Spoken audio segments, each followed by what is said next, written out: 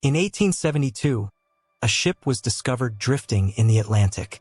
Her cargo was untouched. Her captain's log showed nothing wrong. The crew had vanished mid-meal, as if plucked from the face of the earth. But history forgot the one person who knew why, the woman who watched her husband sail into that mystery, never to return. This is the story of Sarah Briggs, and the Mary Celeste secret no one talks about. December 4th, 1872. The Canadian crew of the Dei Gratia spots a ship sailing erratically near the Azores. They board, and what they find doesn't make sense. The Mary Celeste, captained by Benjamin Briggs, his wife Sarah, and their 2-year-old daughter Sophia, is completely seaworthy. The cargo of industrial alcohol is intact. 6 months of food and water remain. The lifeboat is missing, but the captain's log ends with a mundane entry. At 8 a.m., pleasant weather, wind fresh. The last entry was dated November 25th, 9 days before she was found.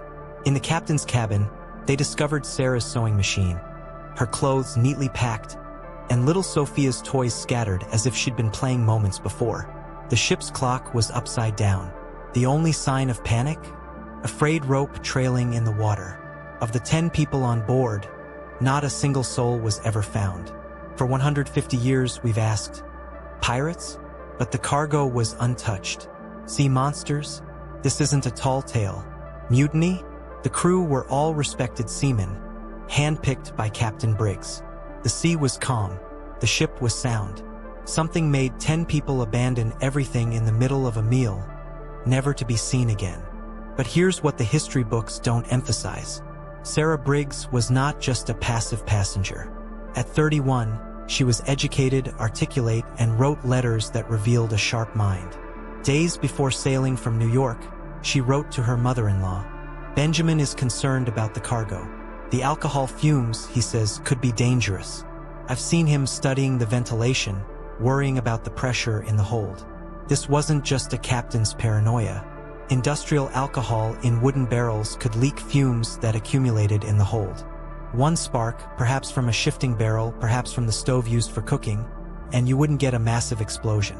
You'd get a sudden, violent whoosh of flame that would blow off the hatches, scorch the timbers, and fill the ship with choking smoke. In her final letter, Sarah wrote, "Little Sophia has been coughing. The smell from below decks is stronger today. Benjamin is talking about taking the lifeboat just for a few hours until the air clears." The lifeboat was missing. The cargo was intact. The ship was undamaged except for one scorched hold. They're running out of time. And in the open Atlantic, a small lifeboat with 10 people would be a death sentence once weather turned.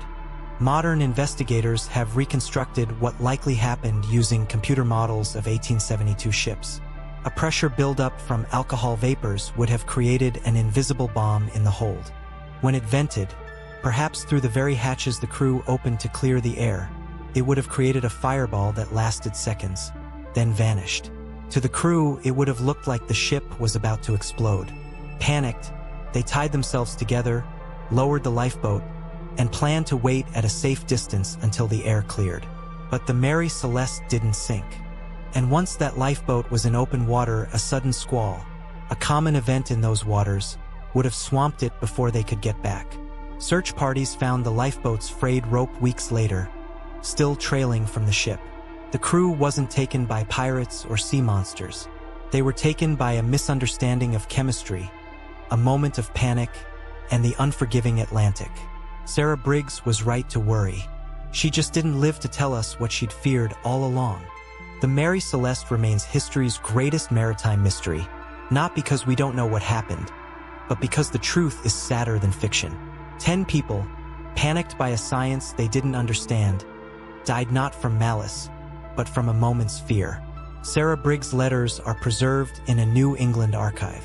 Her handwriting fades a little more each year, but her story, her warnings, shouldn't vanish with the ink. Because sometimes the greatest mysteries aren't about what we don't know. They're about whose voices we weren't listening to. What historical mystery do you think has an untold story? Let me know in the comments. And if you want to hear more forgotten perspectives, subscribe. History remembers the headlines. We'll remember the humans.